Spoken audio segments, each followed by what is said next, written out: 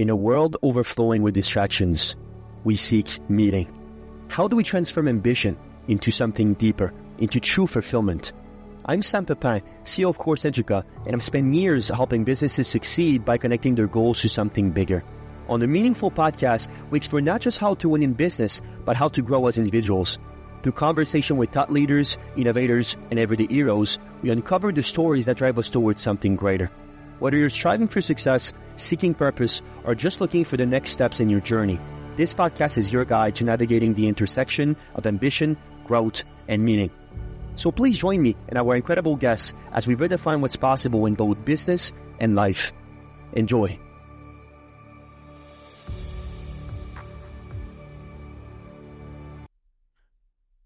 True success isn't measured by external accolades, but by the alignment of your purpose, passion, and peace.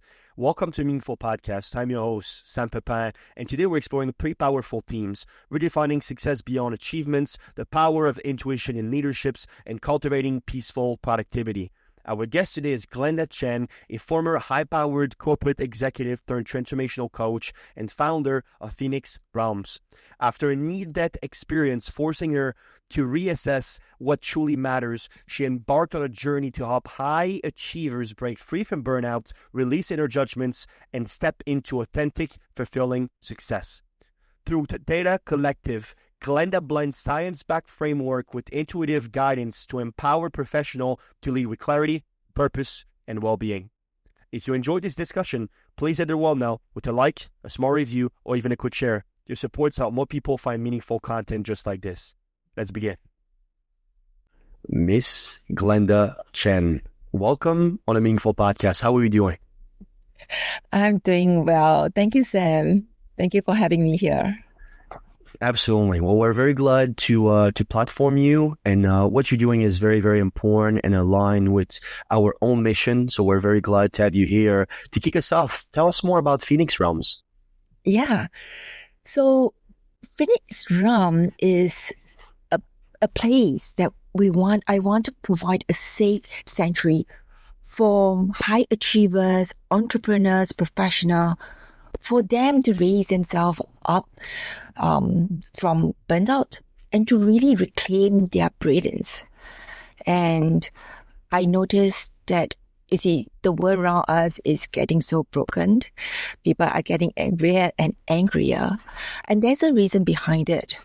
So that's the reason why I feel that having a safe space is really important for people to release the kind of emotion and to have the awareness behind it. Beautiful. And as someone that was born and raised in Singapore as well, like yourself, you have an understanding of the Asian market that we'll definitely dive deeper into. And I want to start with kind of like the beginning of your professional career. You had what you call the corporate hustle, right? As you like to call it, which led you to a very successful, driven life, but unfortunately a little bit unfulfilled from your own words. And I was wondering from that job, if you can put yourself back at that time, what was the key thing that you think that basically made you unfulfilled, even though you were this successful? Is there anything that you can point out as the main problem?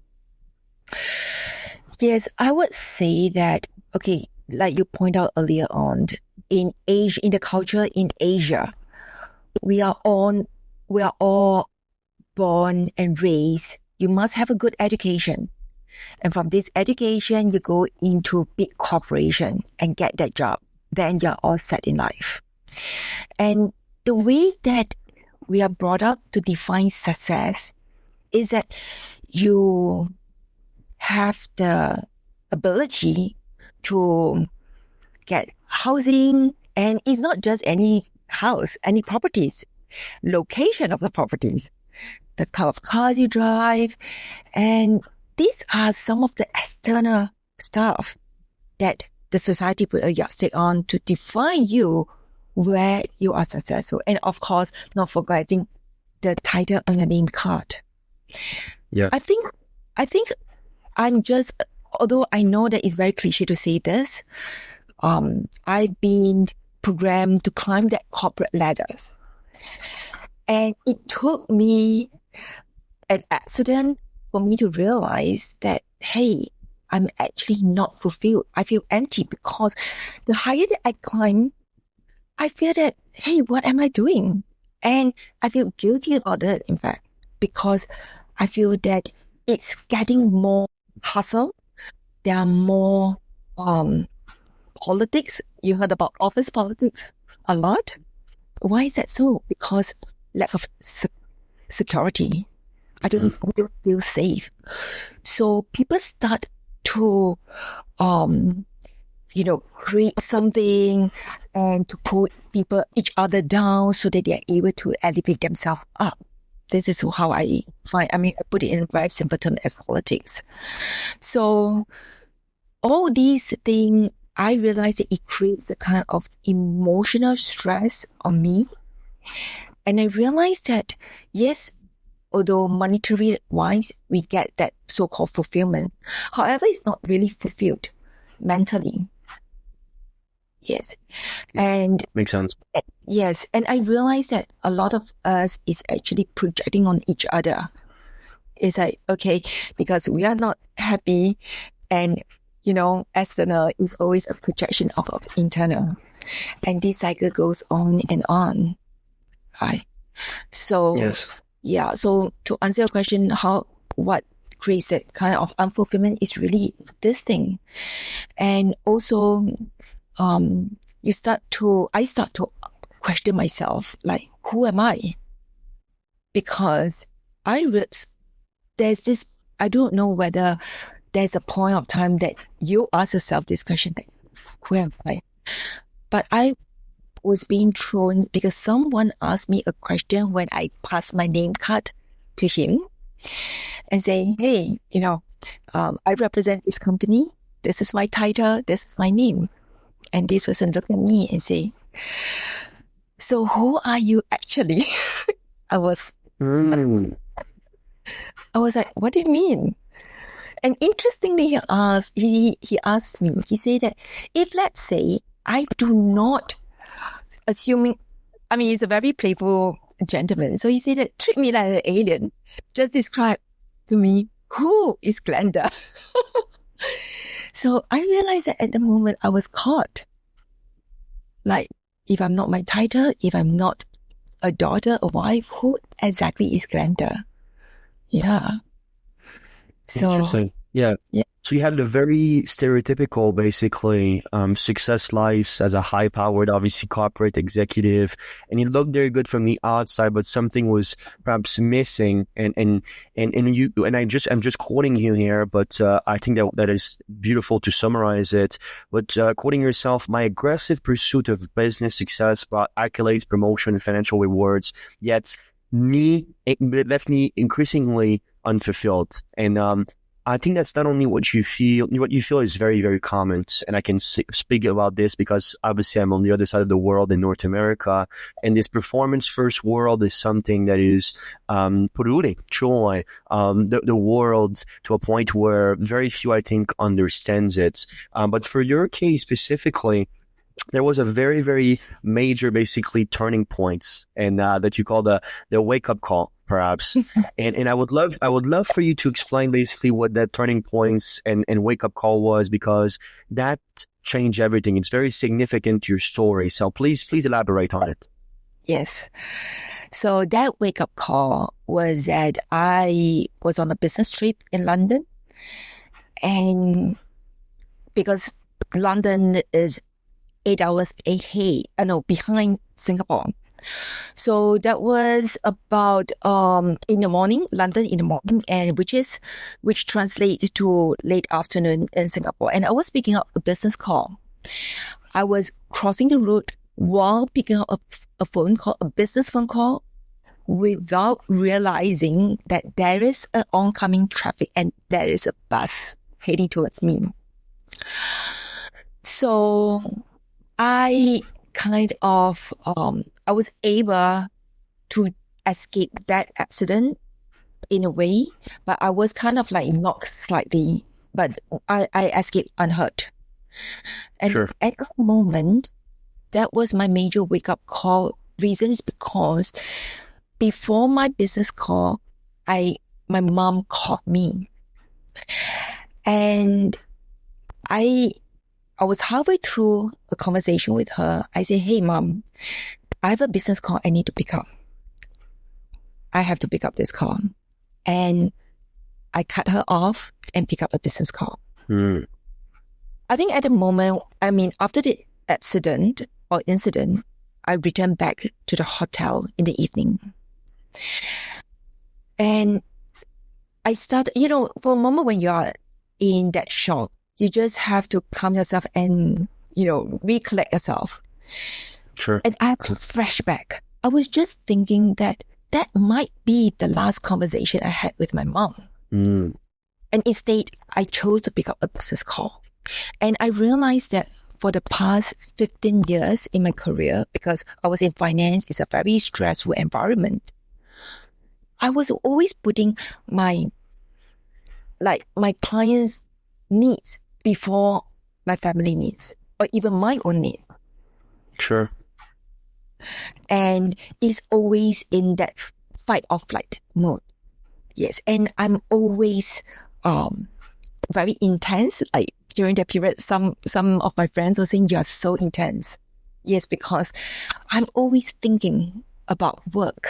Right. So, what was the reward? Yes, I'm being labeled as professional. I'm able to deliver perfect, results for my company, for the client. And yes, I do deliver the results, the sales to the company. However, my personal life was really not heading the direction that I wanted to go. So that being hit by the bus was really a wake-up call, because before that, at the peak of my career, I am very aware that I feel that I'm having that kind of depression. Mm-hmm. And I kind of drove myself to the hospital to see a psychiatrist. However, I didn't get anything. I didn't get my need met, because what he could offer me was a list of medication. And start to explain that, this is what you should do. He start to, explain to me that how my mind works, but that is not what I want, right? So I realized that at the moment, I'm not being very aware, that I just continue to thinking that work would get rid of this depression. So yes. I go back to working harder to get better results, thinking that, okay, that would just drive me not to think too much, because conveniently people would say that, you have been thinking too much, right? So, and in Asia, we don't talk about such emotional stuff, because when you express yourself emotionally, you are saying that you are weak. And we don't talk about this in corporate as well. You need to show that you are collected, you're strong. You are able to handle in all situations. You have to be collected at all time. So I think this is how our environment in Asia is such that, you don't show you don't show your emotion. Yes. Yeah. So these majority of us become very oppressed. And of course, we are all energy, right? And all these emotions are energy. Energy needs to be released. So we see people getting sick, falling ill, they have mental issue, they have burnout. And in the corporate environment, you have burnout, you have silent quitter, gaslighting, these sort of things. It goes back to our emotion. Yes, no, 100%. And there's this great quote about sometimes it takes a breakdown to have a breakthrough, right? That's always this mentality that a step basically behind might be giving you a few steps basically in front if you're doing correctly. And it seemed to me like this event truly changed your perspective on purpose and what life and success truly means.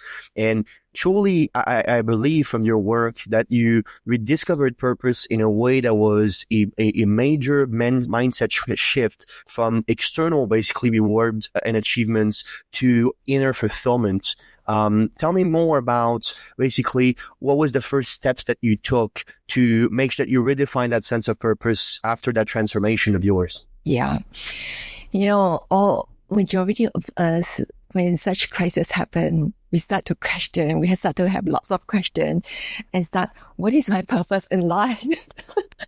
And the first thing I thought, okay, let me ask Mr. Google whether I could get any answer from it, or the YouTube, podcast, everything.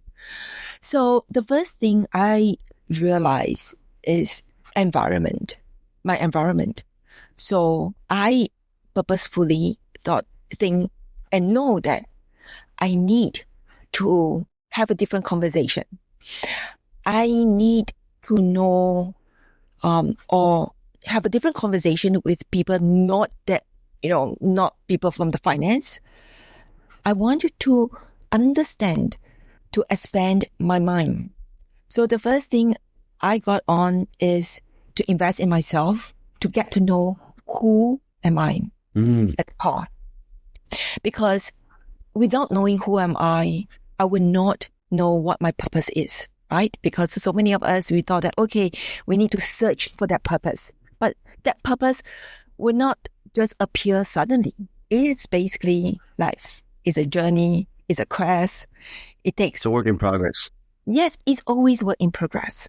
It's always work. Like, for example, I thought that my purpose is to have a good career, earn lots of money, and provide a good, comfortable life for my family.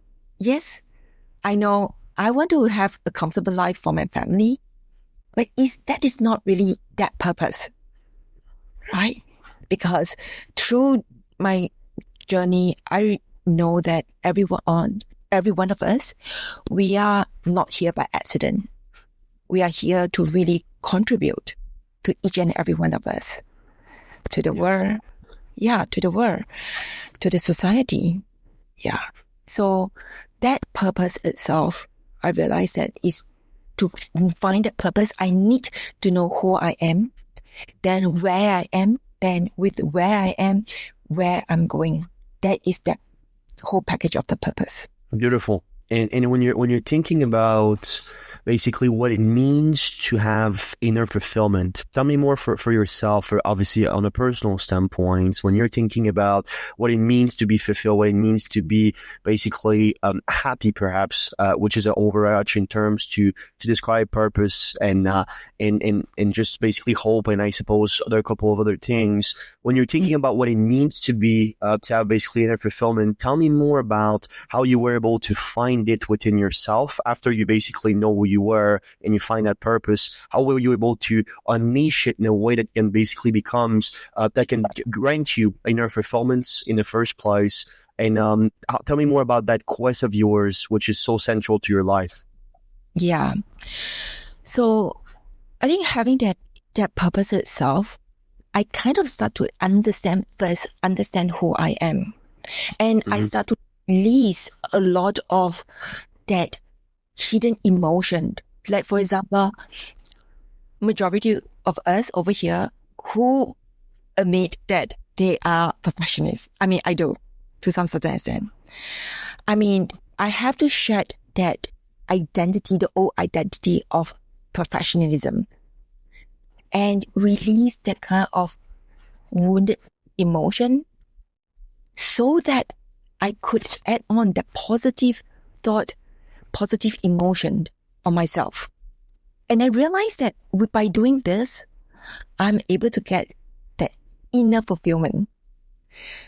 So I think through my whole journey, I thought that, fulfillment is something that, when I do this, when I get the acknowledgement, I get the fulfillment. Right.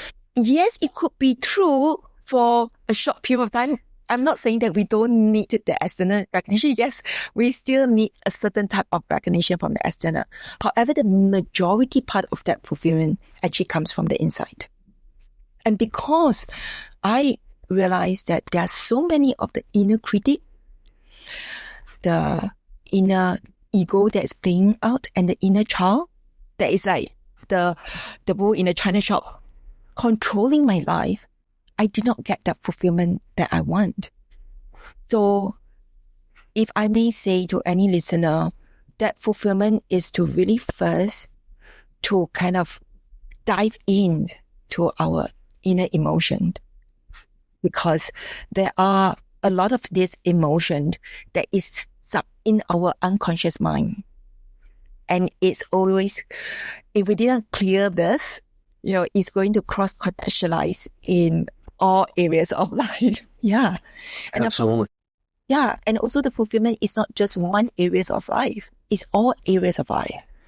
Our health, spirituality, our wealth, our relationship with our loved one, our family, importantly with ourselves, right? Yeah. Yes, All absolutely.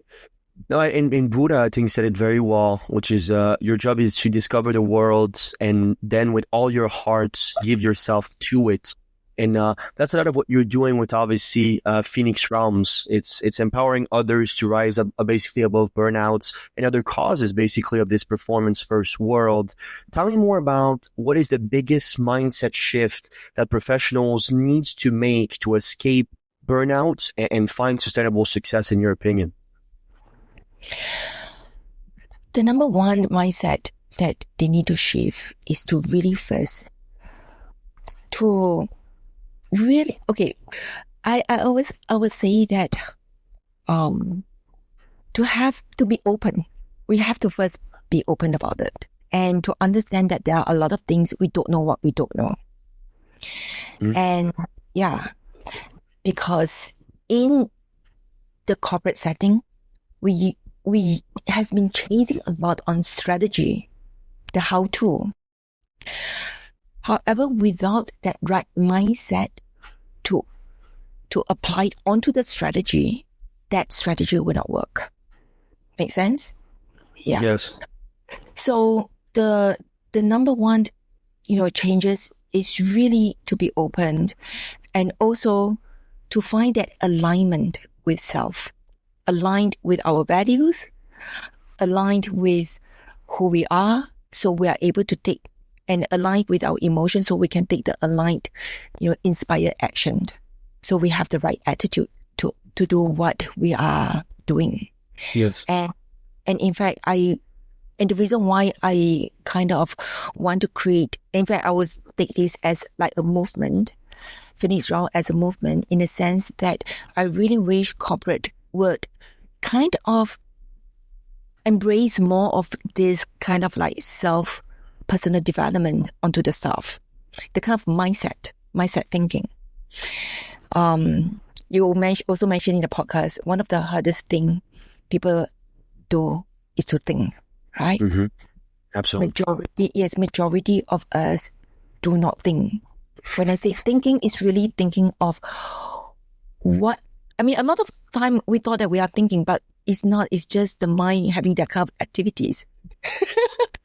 Yes. If let's say we are able to, connect a cord onto our mind and do a projector out, you will realize that, oh gosh, the self-talk, the self-talking, the inner conversation, the image that we have, majority of them are just so negative. It doesn't empower us. Yes. So that's why I really, really hope that, executive, professional, they have the awareness of this. Because it is through the empowered thinking, then we are able to change this world, right? To make this place a better place. Yeah. Absolutely. And I want to talk to you about the distinction between ego and authenticity, because you're very right. Most of the time, basically, we think that we're thinking, but perhaps it's just our brain being on autopilot, either regurgitating basically things that other basically made you think were true, or it's very, very hard as a human being to have novel, unique, and purposeful thoughts, as we are so busy with basically taking care of so many other things in our life, when you're thinking about basically ego and authenticity, I'd love for you to tell me more how a professional, somebody that is very busy, can recognize and release basically these ego-driven habits that keep them stuck in dissatisfaction and just this purpose of just doing more at all time and thinking that they will be able to go above and beyond basically that dissatisfaction that way. Tell me more about how they can release some of those habits and replace them with authenticity instead. Yeah. So this will need to come back to the foundation of, we do have the work that I'm doing. We have to understand that there are always 4 voices in our head. That is the ego, critic, the inner child, and the intuition. The inner ego, inner child, and inner critic. These 3 voices, they are always playing in our mind, and they speak the loudest. Their role is really to protect us. And they are on our limbic brain, which, that is the part that they are like the security guard. They are here to guide, to protect you. And ego basically is, the purpose of ego is to protect identity. Right. So anytime, because all of us, we do have ego. Anytime when this identity felt that there is a threat in the identity, ego would signal that red alarm. And then you have that kind of emotion, like whether it's away from the threat or towards the reward. So ego will start to analyze this. So yes, in a corporate environment, we see a lot of ego, especially in finance, because it's identity. Because they feel that, hey, I'm right. It's always, I'm right, you're wrong. Right. And also, in terms of money is the one that is also, there's no fault of money. However, because we as human, we are using money as a tool to say that, hey, I have more of all these resources. So it kind of boosts their ego. They are actually using money as a resources to boost their ego. That is also another way of looking at it, right? So yes, because this has been playing out and coming back because they are not aware of it. So ego is always the one. And of course, right now with my awareness, I know that we as human, our behavior is not us, does not represent us. We are not our behavior because it's all the mind that is doing the thing, right? Then now we talk about authenticity. In order to be authentic, we need to know how to bring the voice of this ego down and amplify our intuition because of 4 voices, right? So the 3 voices are all about ego, about protection. And most of the time we talk about intuition in flow. And how many of our listeners here, you have a moment that, oh, I should have trust my gut instinct, which I didn't. Yes. Oh, how can I train it? Yes, we do have that moment. Intuition is always the softest, is always the kindness. And this is what we call the authenticity. And the thing is, the question now is, how do we amplify this voice, this intuition? And we try to quiet down. These 4 voices is going to play around in us. It's going to stay with us forever. There's no way we can shut them up. No, because we are not going to shut them.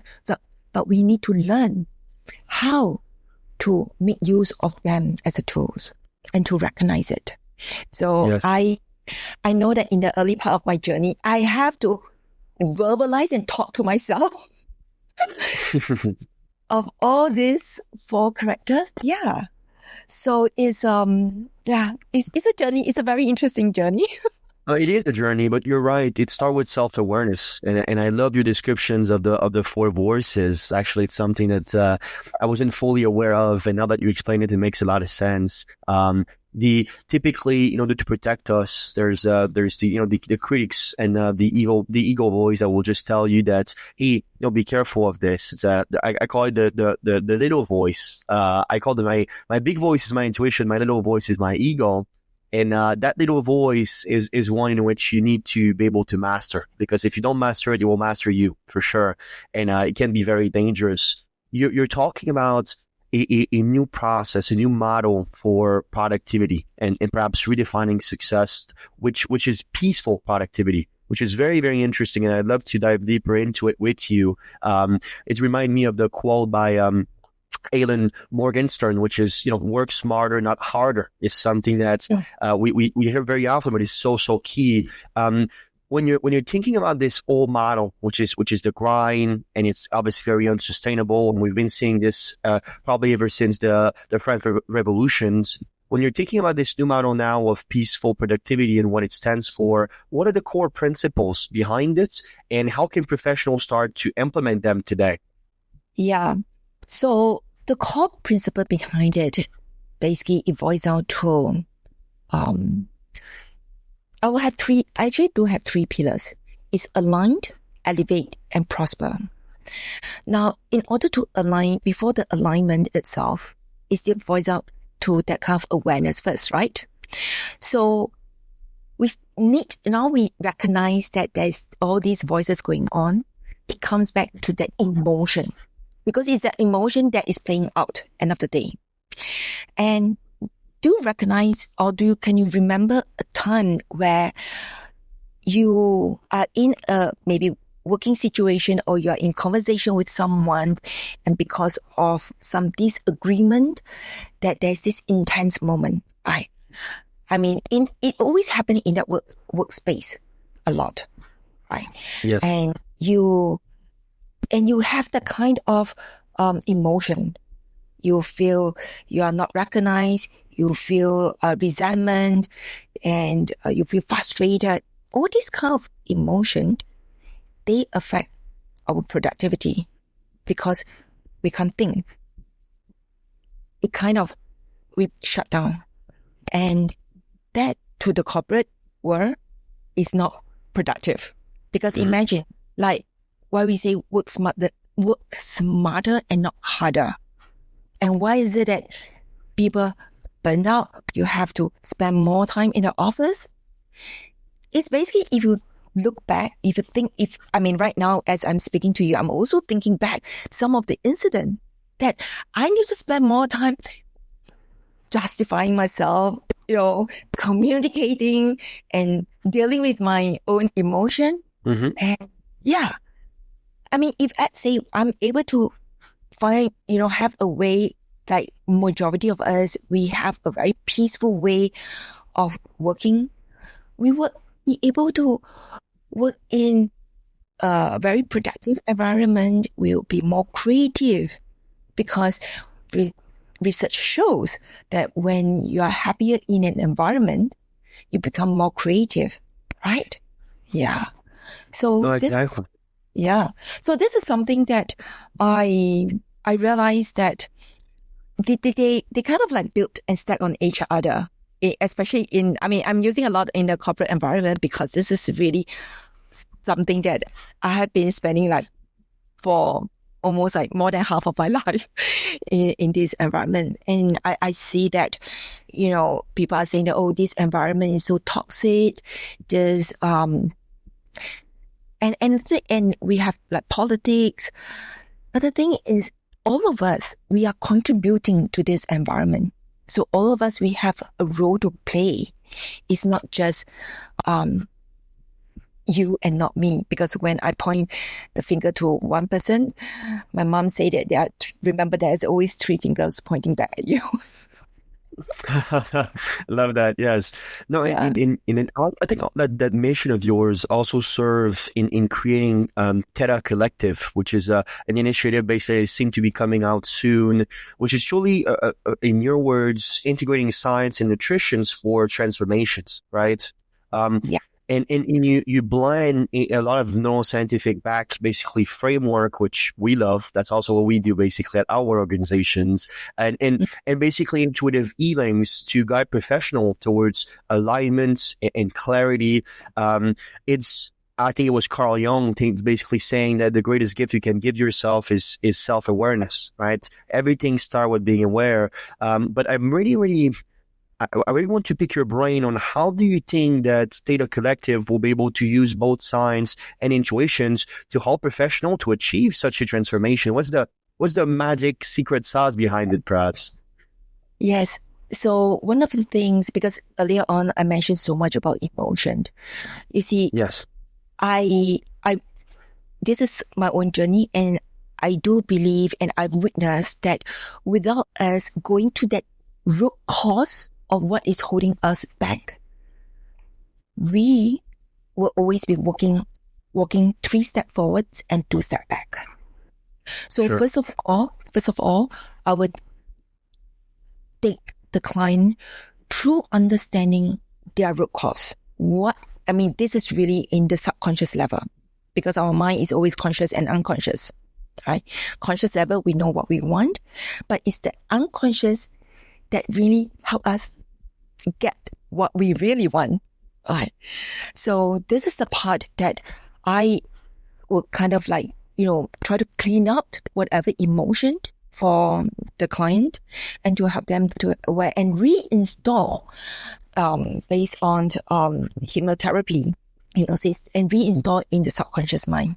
And at the same time, we would put our client into this a very fun, I would say, e-learning. So on a daily basis, they will go on the online platform to do some exercise on it and kind of like to really reprogram their limiting belief and connect to their inner power and to cultivate that success without sacrificing their well-being on a daily basis. So it builds up that momentum. Yeah. Yeah. No, that's beautiful. And truly, you're kind of creating the first social wellness club, perhaps, of Asia, which is very important. And within that culture, I think can truly thrive with things like, a dry sauna and obviously this shared space, this community you're talking about, which is obviously, as we know, so important to prevent burnout. I think this initiatives is absolutely fantastic and will definitely be on the lookout for how basically everything's unfold in the very near future, because it is so needed. And within those cultures, and I have great admiration, by the way, for Asian peoples for their discipline, for their understanding as well of family. And I just really, really enjoy. I have clients and friends and partners that are from Asia, and very, very big fan of how they live life. But you said very, very well at the beginning of this conversation. There's a stress that comes with that, right? There's kind of like this weight on your shoulders as well of performance that can be to the detriment of the beauty of the culture. So I think it's a fantastic way to enhance it and make it a bit fuller, perhaps is the right word, I think. And from that perspective, one thing you talk at length about, which is we talk a lot about the emotion side, but I want to dive into intuitions. You call intuition the competitive advantage that no one talks about, right? And you truly emphasize the role of intuition specifically in leaderships and in how you can trust your inner basically guidance to be a strategic advantage. And I'm really wondering, in a world driven by data, where we talk about data more than we talk about anything else, perhaps in business these days, data and AI, perhaps. How do you help leaders tap into their intuitive intelligence for better decision makings? How does that pair with basically data and other things to make better decisions? You see, it's so interesting you brought this out. Yes, we know that what's going on, that big data, AI. First of all, I want to flip it, is we need to have the intuition on what tools, because in the AI right now, there are so many tools that we can use. Yes. I'm not against it.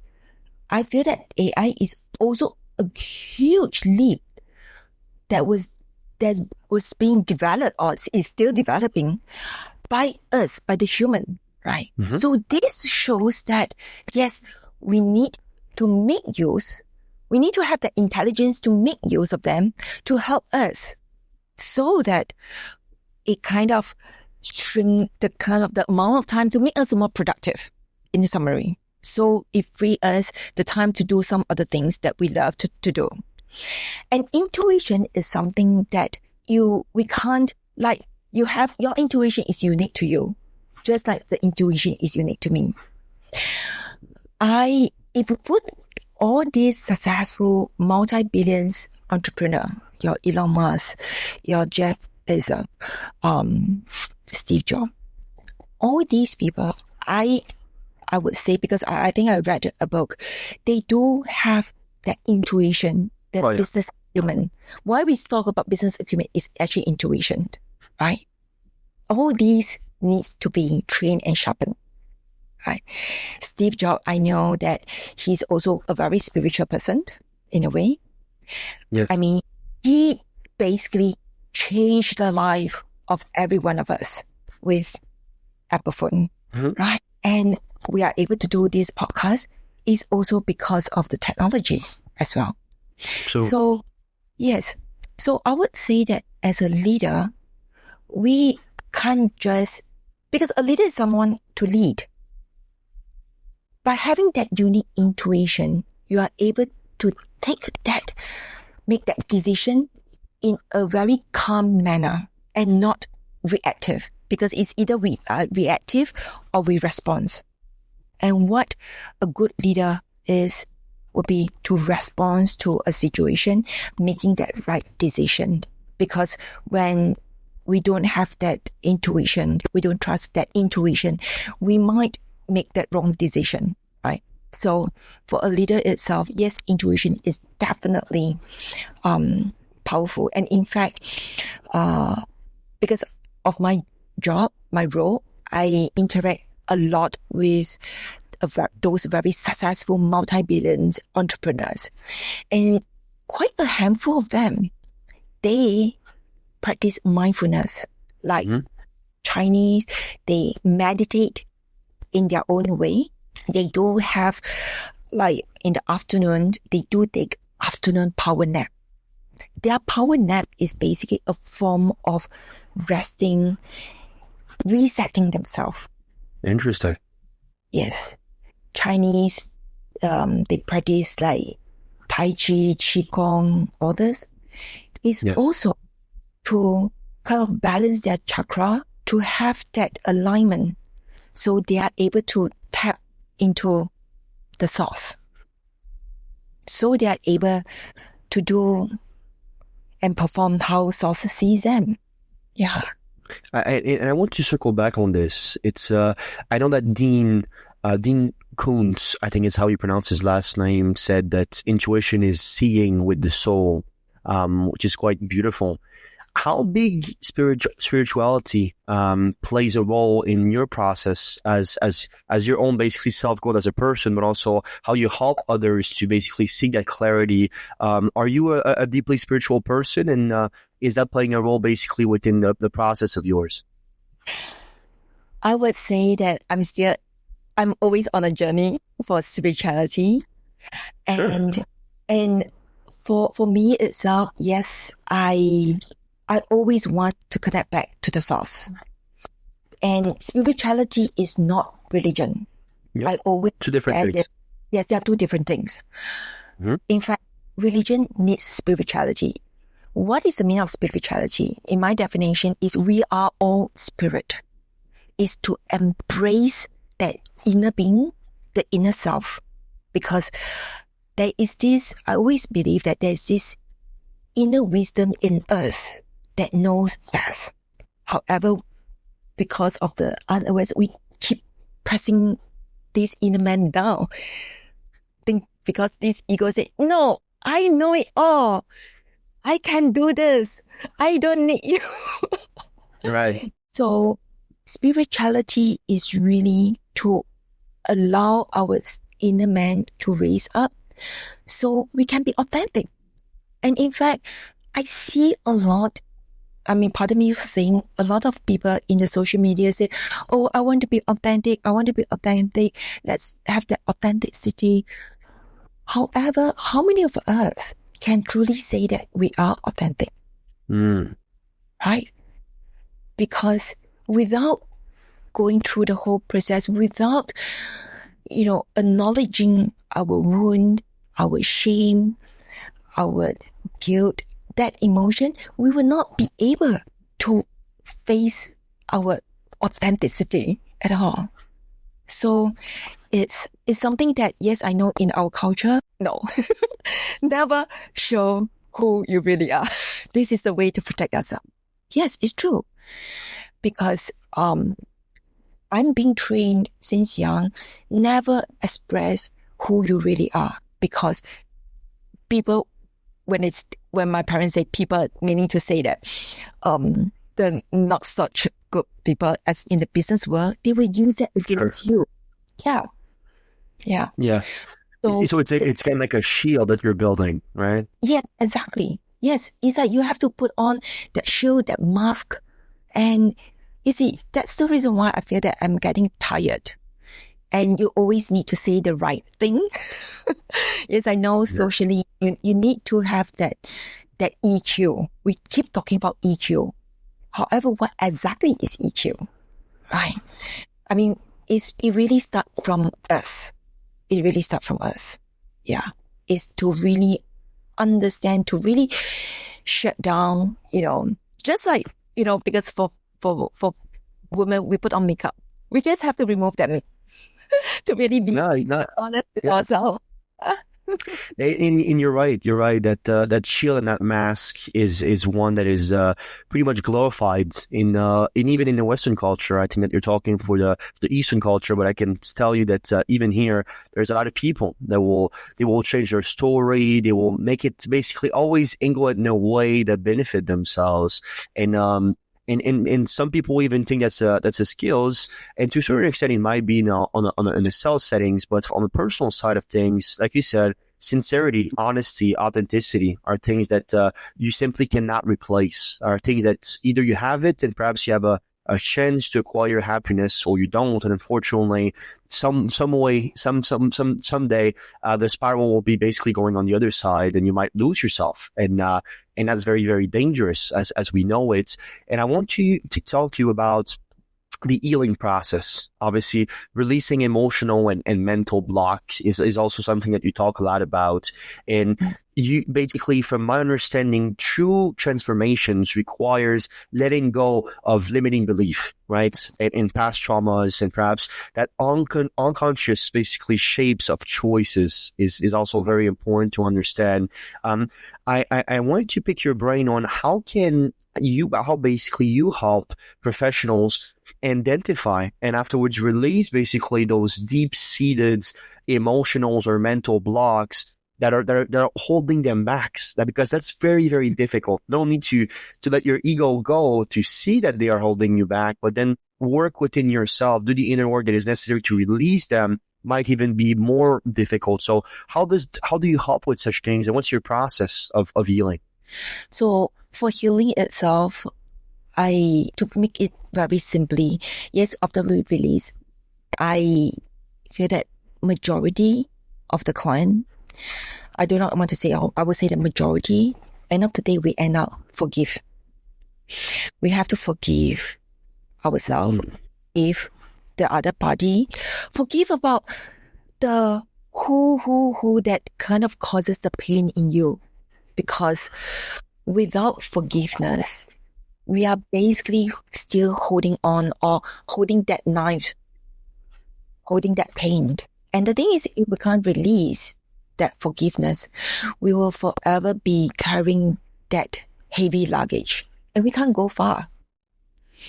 So that healing process would end up, with forgiveness. And of course, I will go through client with, because I'm also certified in Reiki Master. So to give them the energy to heal whatever pain, hurt that they have. And I mentioned about reinstall in hypnotherapy, in NLP, to reinstall in their subconscious mind. And then we continue to do the work. We can't just stop there. We have to continue that work. Yeah. Absolutely. And Nelson Mandela, I think, said it very well, which is forgiveness liberates the souls and removes fears. And that's why it's such a powerful weapon. When you're thinking about basically how deeply rooted forgiveness is, it's one, I think, one of the most difficult things for most human beings. One of the biggest fear actually of human beings is to forgive, because you have such egotistical and perhaps past baggage about what you did. And maybe you obviously we are creatures of intuition. So when you're doing something wrong, you know it. All right. You feel that there's something wrong. And, it's something that we typically try to avoid, because again, our critic voice try to shield ourselves. But after a while, they piles on top of each other, and because they become this kind of bomb just sticking, and it can no longer basically be put to sleep by simply not thinking about it. So it's very interesting to see nowadays more and more people talking about mindfulness, talking about spirituality, whatever basically helps you to forgive yourself first and therefore forgive the world is so key. And I think it makes you a much more balanced and a fuller person. I think that, I also, one thing that was always interesting to me, which as a Reiki Meister, maybe you can enlighten me, was this basically these two worlds, the unconscious and the conscious world, and how they basically bridge together to actually create your reality. When you're thinking about the conscious, basically mind, it might be basically anything that has to go with the tangible world, which is much easier to grasp. And then unconscious might be, again, intuitions, God, whatever basically could be a bit more on the intangible sides. How can one, especially professionals with this world that seem to be ever evolving and shifting every few months, how can one bring those two worlds to not only seek clarity, but create a fuller person? Yeah. We have the conscious and unconscious. And something that, before answering that, I want to share that 95% to 95 to 98% of the results in life comes from the unconscious part of it. Yes. Yes, unconscious part. The conscious itself is only 4%, 4 to 6% of it. So you think of it as, when we say that, conscious living, it's basically I am bringing that unconscious behavior to consciousness. So that unconsciousness is not something that good or bad. It's something that what we need to be aware of, what exactly it is. So if I look at my results right now, something that I do not want, that, okay, my relationship is not what I want. Business is not where I want it to be. The health is not where I need it to be. It's because of I do have bad habits. I do have some bad beliefs in the subconscious mind that is contributing this. So when I am aware of how I get the results, how my mind works, I can bring this, whatever unconscious, the bad unconscious behavior, and convert it to a positive behavior and bring this to the conscious level. Because a lot of time so conscious living is really to get these two together, join together. It's not separate, because we are oneness, right? We say that we are oneness. So we bring this to mind, conscious and unconscious mind together as one. So our behavior, when we do everything, every behavior, every thought, we become very intentional, and not that, I do not know, why is it that I'm doing this? Does it make sense? Yes, no, absolutely. That's exactly right. There needs to be a correlation between both, because if one exists without the other, or perhaps you're not aware of the other, unfortunately, like you said, so much of the world and so much of your life is actually at stake towards the unconscious, towards your self-thoughts, towards your self-belief, towards what you think about the world. I think that Jim Rohn said it best, which is, you tend to not see the world for what it is, but for who you are. And that's extremely, extremely important, because what I found with high achievers is they spend the majority of their time to better understand themselves and to better themselves, so that way they can serve the world better. One of the most interesting quotes that I think to be true is, you should work as hard as possible to be self-sufficient, and then be as selfless as possible. And that process is one that is very key because typically a lot of people that are very well intentioned, but I see this very often, try to pour from an empty cup, right? They're already basically in this states of lack and try to basically empower others through it. And unfortunately, even if they're great people, morally speaking, they're good people, you don't have the tools to do so if you're not able to be yourself stable and self-sufficient. So always think about it this way as you'll be able to not only treat yourself better, but the whole world better. And truly, Glenda, I want to end this conversation off with sort of the legacy and impact that you're trying to do. It seems to me like you have this beautiful quest of truly redefining success for the next generation, which is always something that I think is outstanding. And that mission, I think, is not just for personal gain at all. I think it's way more for creating a ripple effect of positive change. So if you could leave one piece of basically wisdoms and one piece of information that you hope that your readers and your clients and your partners and the whole world can take from you, what would it be? I would say that, number one, don't wait till you're hit by a bus to have that wake up moment. Number two. That's good. Yeah. Number two is personal development is not about fixing ourselves because no one needs to be fixed. We're not fixing anyone, right? But it's really more of bringing that genius out in us to the surface. Because as I said, we do have that wisdom, the inner man in us that has been suppressed within. And God gave us so much of talent. And it is really our responsibility, and we need to spend the rest of our life uncovering these talents. All of us have talents. Yeah. And third is you need to know who you are to know that purpose.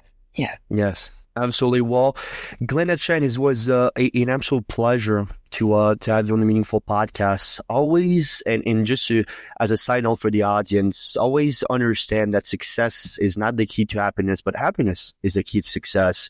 But I would love if you could share some last words of wisdom with our audience, please.